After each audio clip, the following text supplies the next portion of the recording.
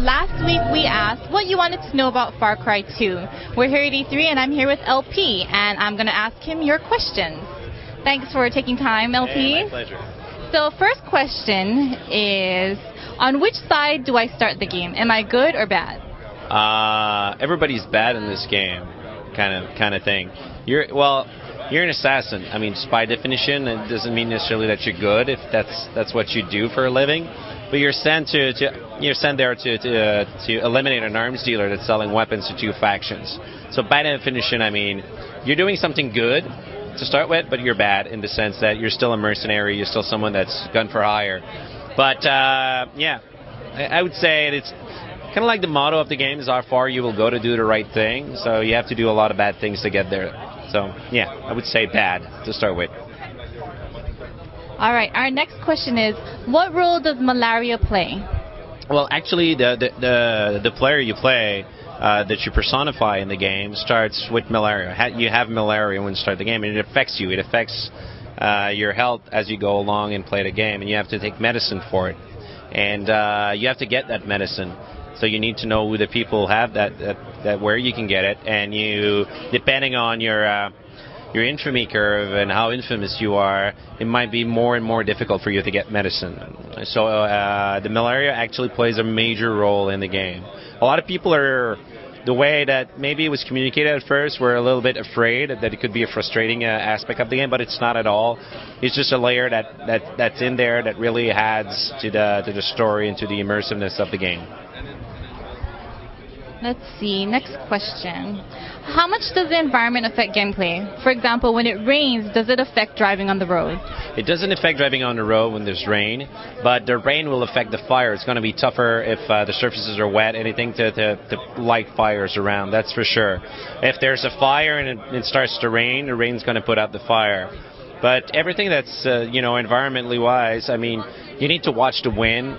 How it affects, any particle effects if you throw a grenade and stuff like that. You need to watch the trees that are reacting to the wind, because it's a gameplay element. The propagation of fire will be pushed by the wind, and you have a wind indicator on your monocular as well. So by just watching the environment around you, it's going to help you out in creating some gameplay elements that can be pretty cool.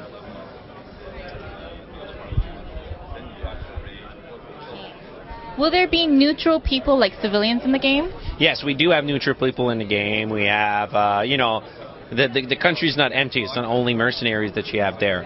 But that area, you have civilians that are there. You have interactions with the priests and different people in there. So you need to get your medicine actually from civilians. So you don't have to buy it through the factions or anything like that. Otherwise, they would have a leverage of power over you, and you don't want that. So just buy that. Yeah, they play an important role in the game. But you can never harm the civilians in the game. That was super key and super important for us. All right, let's see. So the animals, yes. Outside of not worrying that they're going to attack you, are they just going to be there for show, or do they play a part in the game? Well, yeah, that's a question we get a lot. We kept away from the predators and stuff like that in the game. We only have like herd animals, gazelle, gnus, zebras, Cape buffaloes, but they actually play a major role in the game, other than just for show. Africa wouldn't be Africa if they wouldn't be animals, just to start with. So we really want it to be authentic.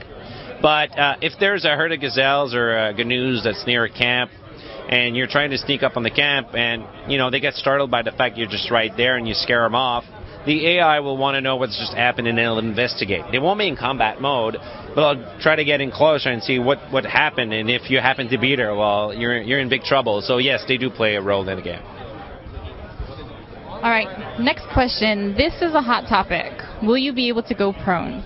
I can understand it to be a hot topic, because we actually debated a lot over at the studio. You cannot go prone in the game, and that was a decision we decided to.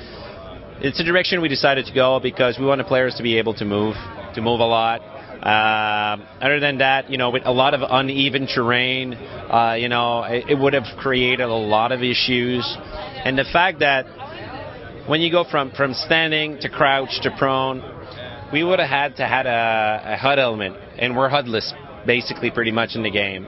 So all those elements combine, and we actually tested Kraut works really well because you're able to hide in the tall grass. So for us, there was no reason for having a pro, and we just want to have the player moving. So for us, I think it's a better decision in the end.